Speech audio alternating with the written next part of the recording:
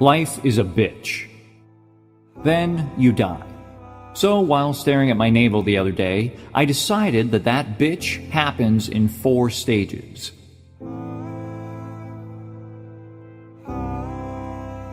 Here they are. Stage 1, mimicry. We are born helpless. We can't walk, can't talk, can't feed ourselves, can't even do our own damn taxes. As children, the way we're wired to learn is by watching and mimicking others. First, we learn to do physical skills like walk and talk. Then we develop social skills by watching and mimicking our peers around us. Then, finally, in late childhood, we learn to adapt to our culture by observing the rules and norms around us and trying to behave in such a way that is generally considered acceptable by society. The goal of Stage 1 is to teach us how to function within society so that we can be autonomous, self-sufficient adults. The idea is that the adults in the community around us help us to reach this point through supporting our ability to make decisions and take action ourselves. But some adults and community members around us suck.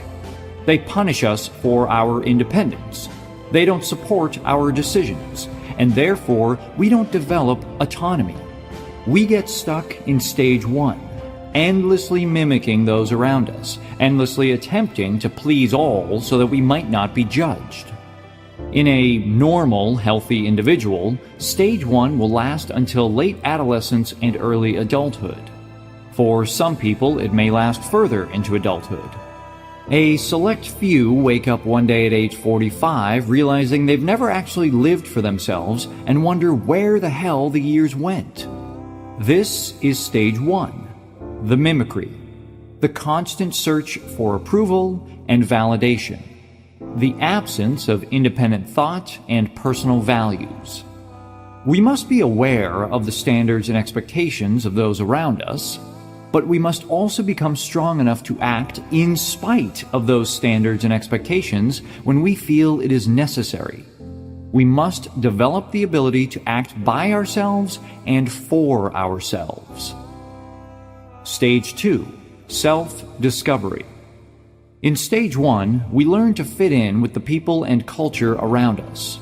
Stage 2 is about learning what makes us different from the people and culture around us.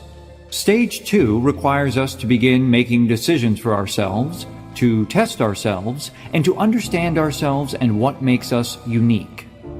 Stage 2 involves a lot of trial and error and experimentation. We experiment with living in new places, hanging out with new people, imbibing new substances, and playing with new people's orifices. Stage 2 is a process of self-discovery. We try things. Some of them go well. Some of them don't. The goal is to stick with the ones that go well and move on. Stage 2 lasts until we begin to run up against our own limitations. This doesn't sit well with many people. But despite what Oprah and Deepak Chopra may tell you, discovering your own limitations is a good and healthy thing. You're just going to be bad at some things, no matter how hard you try. And you need to know what they are. We all must learn what we suck at, and the earlier in our life that we learn it, the better. So we're just bad at some things. Then there are other things that are great for a while, but begin to have diminishing returns after a few years. Traveling the world is one example. Sexing a ton of people is another. Drinking on a Tuesday night is a third. There are many more. Trust me. Your limitations are important because you must eventually come to the realization that your time on this planet is limited, and you should therefore spend it on the things that matter most. That means realizing that just because you can do something doesn't mean you should do it. That means realizing that just because you like certain people doesn't mean you should be with them. That means realizing that there are opportunity costs to everything, and that you can't have it all. There are some people who never allow themselves to feel limitations, either because they refuse to admit their failures, or because they delude themselves into believing that their limitations don't exist. These people get stuck in Stage 2. These are the serial entrepreneurs who are 38 and living with mom and still haven't made any money after 15 years of trying. These are the aspiring actors who are still waiting tables and haven't done an audition in 2 years. These are the people who can't settle into a long-term relationship because they always have a gnawing feeling that there's someone better around the corner. At some point, we all must admit the inevitable. Life is short. Not all of our dreams can come true, so we should carefully pick and choose what we have the best shot at and commit to it. But people stuck in stage 2 spend most of their time convincing themselves of the opposite, that they are limitless, that they can overcome all, that their life is that of non-stop growth and ascendance in the world, while everyone else can clearly see that they are merely running in place. People who stay in stage 2 beyond that are popularly referred to as those with Peter Pan syndrome, the eternal adolescents, always discovering themselves but finding nothing. Stage 3, commitment. Once you've pushed your own boundaries and either found your limitations, that is, athletics, the culinary arts, or found the diminishing returns of certain activities, that is, partying, video games, masturbation, then you are left with what's both A, actually important to you, and B, what you're not terrible at.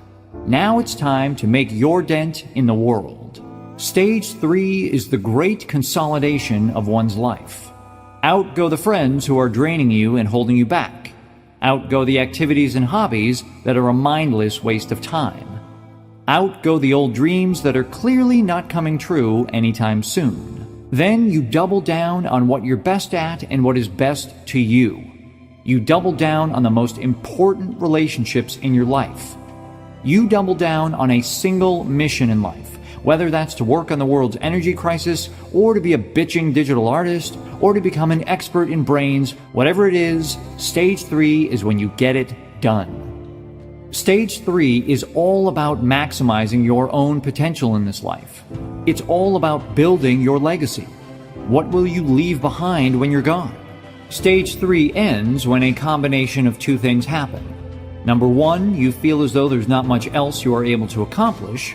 And number 2, you get old and tired and find that you would rather sip martinis and do crossword puzzles all day. In normal individuals, stage 3 generally lasts from around 30-ish years old until one reaches retirement age. People who get lodged in stage 3 often do so because they don't know how to let go of their ambition and constant desire for more. This inability to let go of the power and influence they crave counteracts the natural calming effects of time, and they will often remain driven and hungry well into their 70s and 80s. Stage 4. Legacy. People arrive into stage 4 having spent somewhere around half a century investing themselves in what they believed was meaningful and important. They did great things, worked hard, earned everything they have, maybe started a family, or a charity, or a political or cultural revolution or two. And now they're done. They've reached the age where their energy and circumstances no longer allow them to pursue their purpose any further. The goal of stage 4 then becomes not to create a legacy, as much as simply making sure that legacy lasts beyond one's death. This could be something as simple as supporting and advising their now grown children and living vicariously through them. It could mean passing on their projects and work to a protege or apprentice. It could also mean becoming more politically active to maintain their values in a society that they no longer recognize. Stage 4 is important psychologically because it makes the ever-growing reality of one's own mortality more bearable. As humans, we have a deep need to feel as though our lives mean something. This meaning we constantly search for is literally our only psychological defense against the incomprehensibility of this life and the inevitability of our own death. To lose that meaning, or to watch it slip away, or to slowly feel as though the world has left you behind, is to stare oblivion in the face and let it consume you willingly. What's the point? Developing through each subsequent stage of life grants us greater control over our happiness and well-being. In stage 1, a person is wholly dependent on other people's actions and approval to be happy. This is a horrible strategy because other people are unpredictable and unreliable. In stage 2, one becomes reliant on oneself, but they're still reliant on external success to be happy, making money, accolades, victory, conquests, etc. These are more controllable than other people, but they are still mostly unpredictable in the long run. Stage 3 relies on a handful of relationships and endeavors that proved themselves resilient and worthwhile through Stage 2. These are more reliable. And finally, Stage 4 requires we only hold on to what we've already accomplished as long as possible. At each subsequent stage, happiness becomes based more on internal, controllable values and less on the externalities of the ever-changing outside world. The solution at each stage is then backwards. To move beyond stage 1, you must accept that you will never be enough for everybody all the time, and therefore you must make decisions for yourself. To move beyond stage 2, you must accept that you will never be capable of accomplishing everything you can dream and desire, and therefore you must zero in on what matters most and commit to it.